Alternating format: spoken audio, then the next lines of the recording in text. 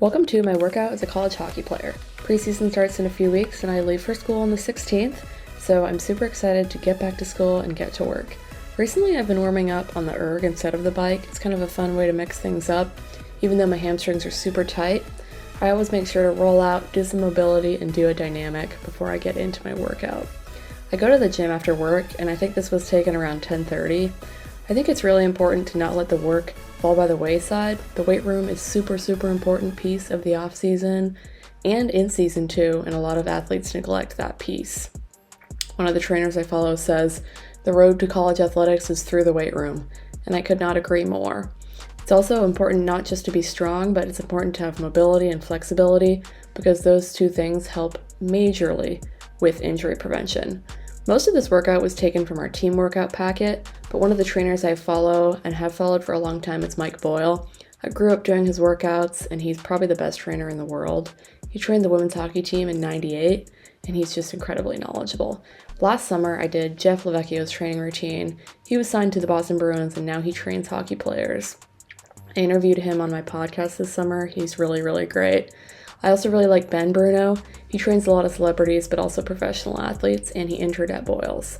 One big thing with these three is that most of your outcomes will come from the core lifts, and you don't have to keep iterating through all these new trendy exercises all the time because the classics will often work very well. In hockey, you need the best single leg strength you can possibly build, but I don't do back squats or front squats. I don't do any loaded lifts like that because it puts unnecessary pressure on your spine. In my opinion, it's actually easier to load single leg exercises, and science shows unilateral exercises put about 80 to 85% of your body weight on your standing leg.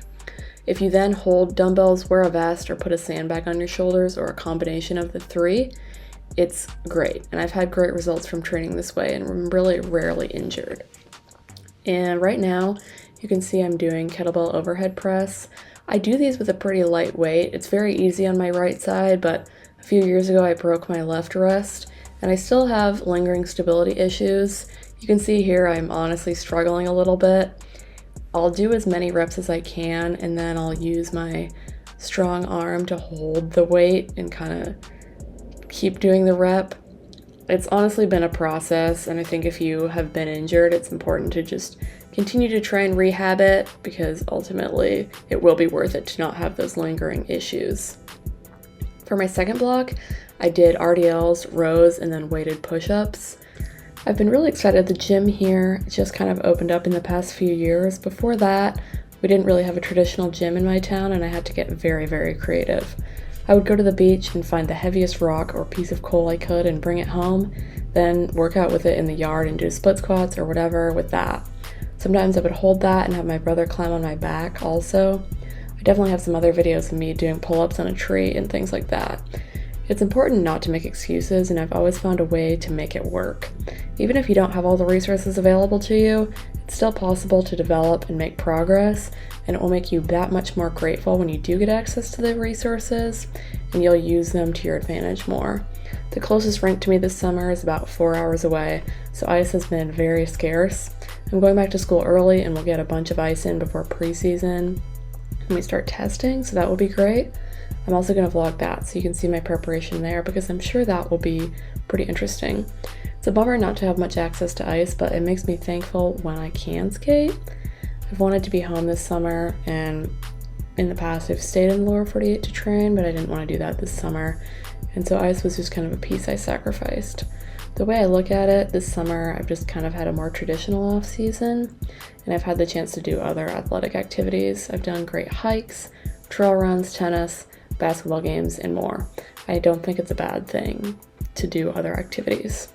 You can't really always control everything in your life, but you can control your attitude and your effort, and if you use those two and get the small things done that other people won't, it will take you to good places. Positive mindset is super important to me, and one of the reasons I've been able to do the things I have in my life. This summer, I've been working on my podcast called 4 Minutes with Fiona.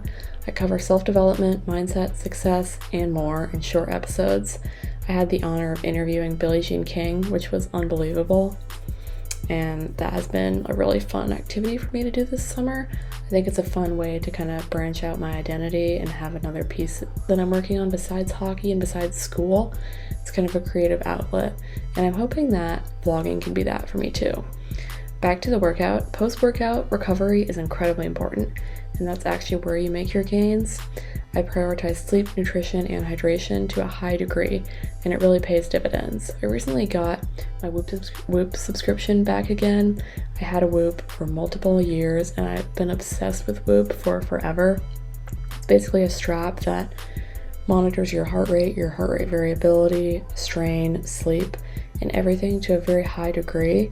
The CEO is Will Ahmed. He was on the Harvard squash team, and then he started this, and it's incredible. Would highly recommend. I'm probably going to do some videos on that in the future, and recovery videos, because I am super passionate about that. Here's me doing my sleds. It sucks, but I think this is one of the best ways to train for the season. And yeah, honestly, I'm just going to try and vlog the season more, vlog some of my workouts, and share this piece. So I'm super excited about that. I move into school very soon, as I said, so I've been working on packing up and kind of enjoying the last part of summer in Alaska because it really is beautiful here, but it is starting to get dark, which is kind of sad. But I am really excited for school. I'm excited for our season. We had a great year last year, and we're going to build on that this year. Thanks for watching, and stay on the lookout for more videos. Bye!